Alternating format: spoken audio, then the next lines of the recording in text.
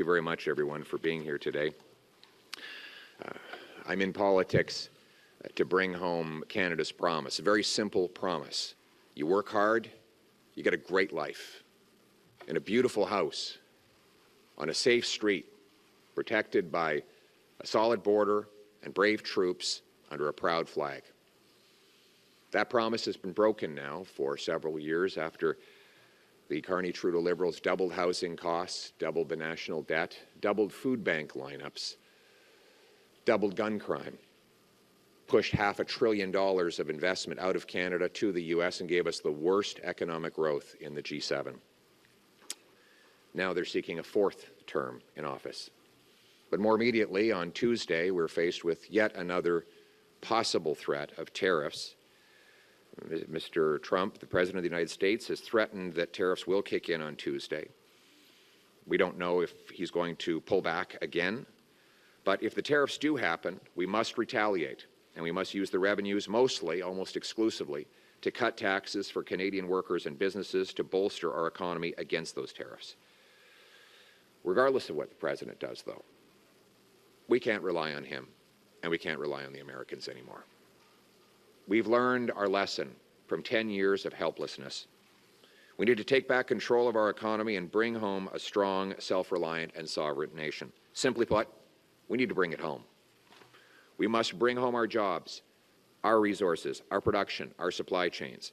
We must not only harvest our resources, but we must build LNG plants and ports that can get those resources to overseas markets. That means tax cuts and greenlighting massive resource projects to bring home our jobs, businesses, and money, and to become less dependent on the Americans. It means rejecting the radical, keep-it-in-the-ground environmental agenda that Mark Carney has advised on Justin Trudeau over the last 5 years. That is why, over a month ago, I called on the government to immediately, 1, repeal the Liberal No New Pipelines Law C-69, a law that has blocked mines, pipelines, power dams, LNG plants that would make us more independent from the United States. 2, immediately convene premiers to remove, not talk about removing, but remove exemptions in the Canadian Free Trade Deal so Canadians can trade between provinces. 3, pass a bring-it-home tax cut on work, investment, home building, energy, and making stuff in Canada. 4, immediately remove red tape and taxes to boost home building. Wouldn't it be a wonderful way to help our beleaguered lumber business and our loggers to start building some homes? If we were to axe the federal sales tax and get a deal with provinces and municipalities to take their taxes off, we could build hundreds of thousands of extra homes, creating jobs for our tradespeople and boosting demand for our domestic lumber that President Trump is threatening and that President Biden already tariffed. But despite asking for all of these things over a month ago, nothing has happened. The Liberals have done precisely nothing in the last month to make us less reliant on the Americans. They shut Parliament so that we were not even able to pass any laws, or more importantly, repeal the devastating laws and taxes that they had originally put in place. Instead, Liberals have spent the last 3 months raising money for Mark Carney and fighting for power within their own party. So today, as we speak, the No New Pipelines Law, C-69, is still in place. All Liberal tax increases are still in place. Trade barriers within the country are still in place. The federal sales tax is still in place on new homes. The Carney-Trudeau Liberal policies that have doubled housing costs, doubled food bank use, doubled the debt, gave us the worst growth in the G7 and pushed $500 billion out of our country to the United States, all still in place. Speaking of pushing money out of Canada, we know that is exactly what Mark Carney did when he backed down to Donald Trump. On October 26, 2024, Donald Trump threatened tariffs against Canada to take our jobs. 6 days later, Mark Carney announced that Brookfield headquarters would move from Canada to Trump's hometown of New York City, giving Canadian jobs to Americans. And we all know, no matter what the corporate bigwigs tell you, that when the headquarters goes, the jobs and the money will follow soon after. Mark Carney did exactly what Trump wanted. He backed down and sold out our country when Canada was under attack. He did it while he was acting as Justin Trudeau's economic advisor. When asked why he moved the headquarters out of Canada, he said he had nothing to do with it, that the decision was made after he left the company in January. Yet documents show that the decision was made in October of last year at a meeting that he chaired, where the decision was unanimous, meaning he agreed with it. And then he recommended it in writing to his shareholders. Confronted about his falsehood, he now says he should have been more precise. But here's the thing. He was very precise. He said, and I quote, "The decision, the formal decision of the board, happened after I ceased to be on the board." Again, the decision, the formal decision of the board, happened after I ceased to be on the board. That is a very precise statement, precisely the opposite of the truth. The formal decision happened in October, 3 months before Mark Carney left, and he chaired the meeting. Now, he told this to all of you, the media who are here today. Let's digest that for a second.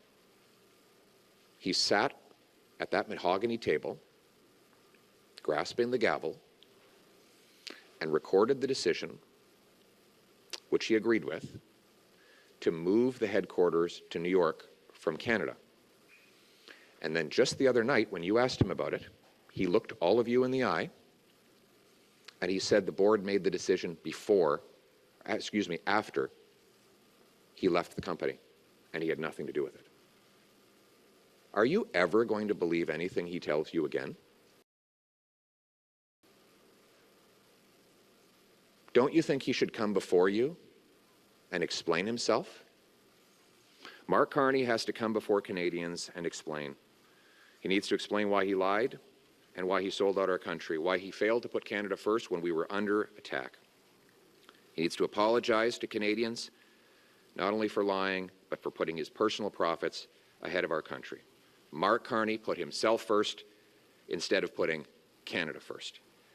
We need action to protect our country and its people, to take back control of our economic future, and to protect Canadians from greedy corporate executives who would ship our jobs abroad, and to bring home the promise of Canada. We have a common sense plan to do it. Conservatives will axe taxes, we will build homes, fix the budget, and stop the crime. We will cut bureaucracy, consultants, corporate welfare, and foreign aid to bring down liberal deficits, taxes, and inflation. We will repeal anti-development laws like C-69 and rapidly greenlight mines, pipelines, factories, LNG plants, and other highly profitable projects.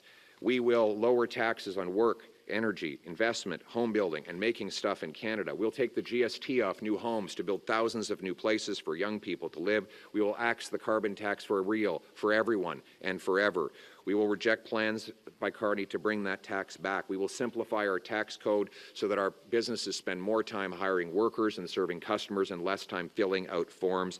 We will sell our natural gas in India and other overseas markets to displace dirtier forms of energy. We will actually confront Putin by displacing his energy dominance in Europe with Canadian natural gas, with LNG plants that will get the projects up and running and out the door so that we can bring home powerful paychecks for our people in this country. So the choice for Canadians will be simple. Do you believe that the Trudeau-Carney Liberals deserve a fourth term of hiking taxes, doubling housing costs, blocking resource projects, and making us hopelessly dependent on the Americans? Or are you ready for real common sense change? To axe taxes, greenlight big projects, secure our borders and our military, and put Canada first. And in the end, we will bring home the promise of this country where hard work gets you a great life, that buys you a beautiful home on a safe street protected by solid borders, and brave soldiers under a proud flag. Canada, let's bring it home. Thank you. We'll now take questions from the floor. Good morning, Mr. Polyev. Christy Kirkup with the Globe and Mail.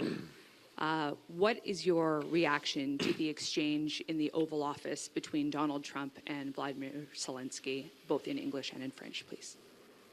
We support Ukraine in its right to defend itself and to be independent.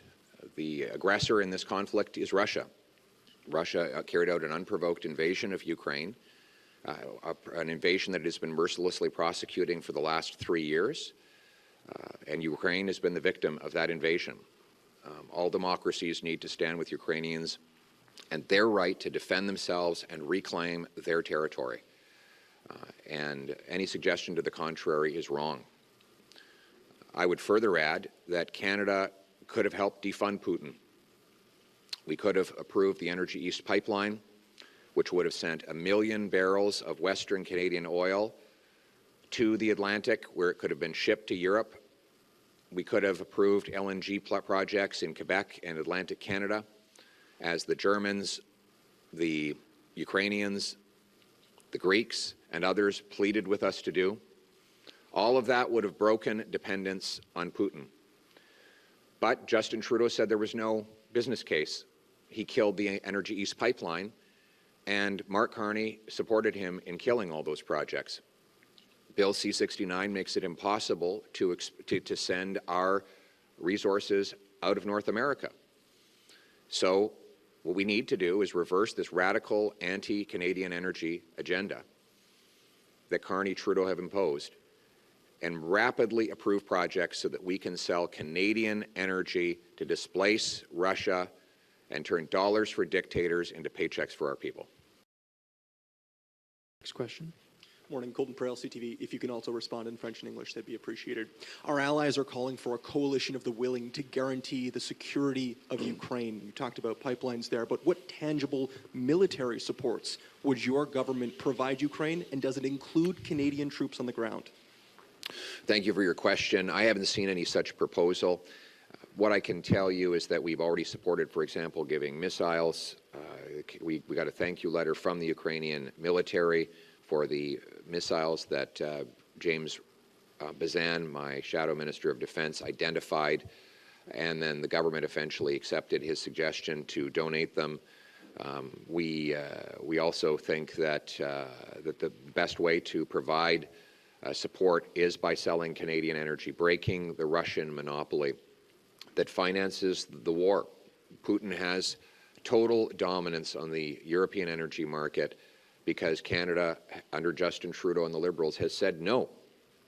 You know, I wonder sometimes, if we had 1 million barrels of Western Canadian oil going to Europe right now, or 3 years ago, if we had thousands of cubic feet every day of natural gas going to Europe from Canada, would Putin have been able to fund a 3-year-long war? I doubt it. But Justin Trudeau and Mark Carney said there was no business case for exporting LNG and oil. Both of them have opposed pipelines. They're on the record. Don't be fooled. The last-minute promises they make before elections are not even worth the promises, not even worth the paper they're written on. Only the Conservatives will repeal the Liberal anti-development law and rapidly export Canadian oil and gas and other materials to break dependence on dirty dictators and bring home powerful paychecks for our people. In English? Yes. Thank you. Let's not forget, the question was, what are we going to do to avoid or address a future softwood lumber crisis? It's not a future crisis. It's a present and past crisis. These tariffs have now been in place now for 9 years. After Stephen Harper succeeded within 80 days of becoming Prime Minister in convincing George W. Bush to eliminate the softwood lumber tariffs and reimburse $4 billion of wrongfully collected tariffs, the tariffs went right back in under Trudeau, and for 9 years the Liberals have failed to have them lifted. Not only that, but Joe Biden doubled the softwood tariffs on Canada. All of this before Trump. So the Liberals then went on to sign a trade agreement with Trump that allowed the tariffs to stay in place. That's one of the reasons we're in such a terrible mess. I will fight for an end to these softwood tariffs, and I would activate American home builders and young families looking to buy homes and say to them, look, you're paying more because of this tariff tax on building materials. So if you want more affordable homes, call your congressman and your senator and tell them to get the president to drop these ridiculous tariffs.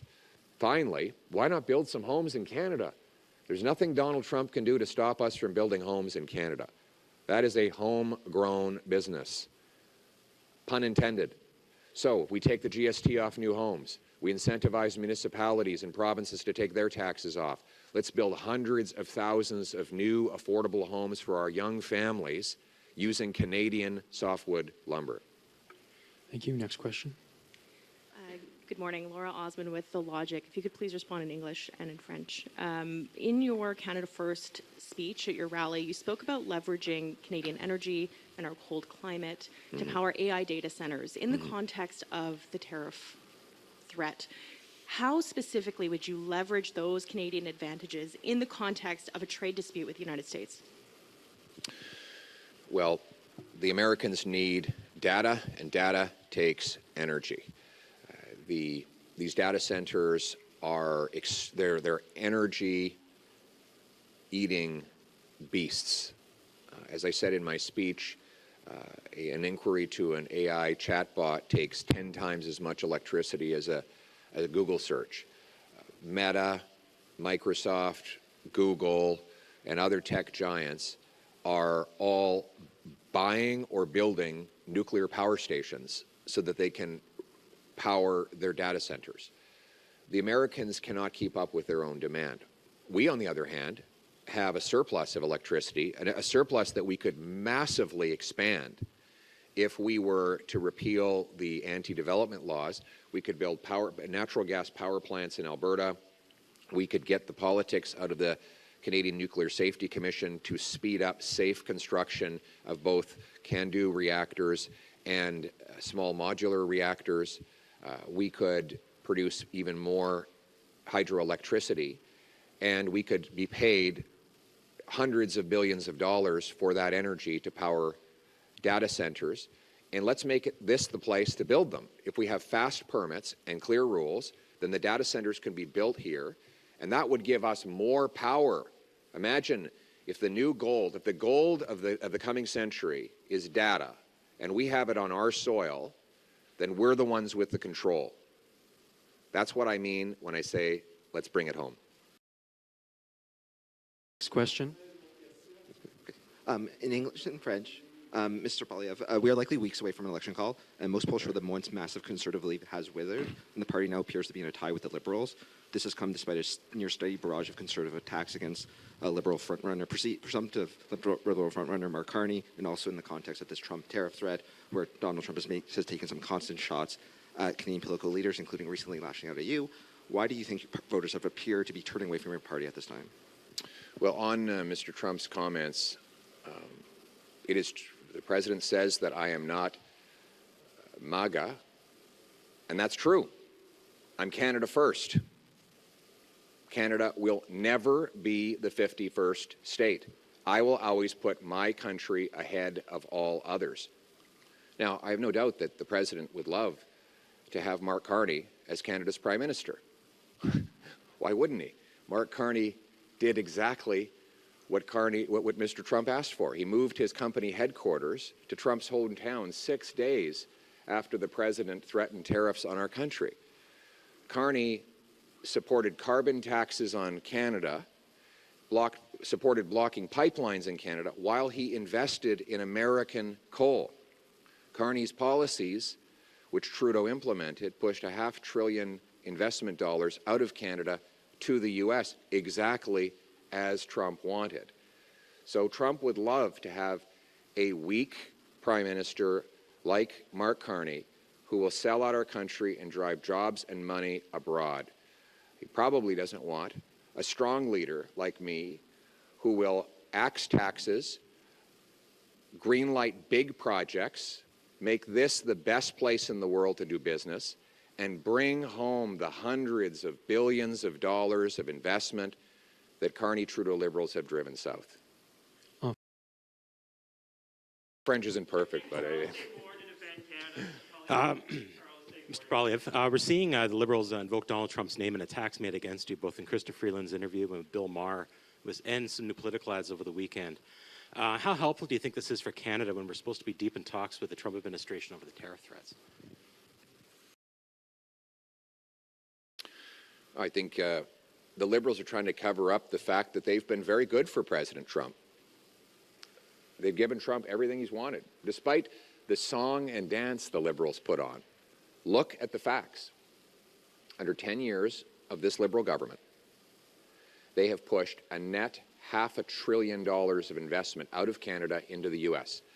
They blocked pipelines to the Atlantic and the Pacific, which forces us to give almost all our oil to the Americans.